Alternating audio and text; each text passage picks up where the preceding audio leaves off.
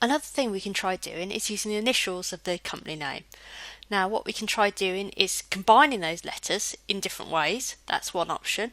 We can also look at using those letters along with little pictorial elements. So let's take a look at a few examples. Okay, here you can see where I've again used my mood board and my mind map and taken the idea of the chain, and I've tried to link the letters C, I and N in an unusual way. So it's like a chain link, but it's also the three letters combined. I've done a similar thing here where I've combined the C and the I and then the N, but then I've also combined them in a pictorial element of like a little speech bubble. If we look at this example here, I've taken the three initial letters, but then in the middle I've made the I a little bar graph.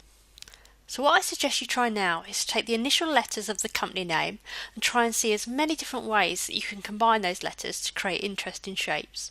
Now that can be the first exercise you try, and then once you've come up with quite a few different sketches for that, then take a look at how you could also just use those initial letters and combine them with pictorial elements, almost like we did in that very first exercise where we brought elements in and combined them with the whole word.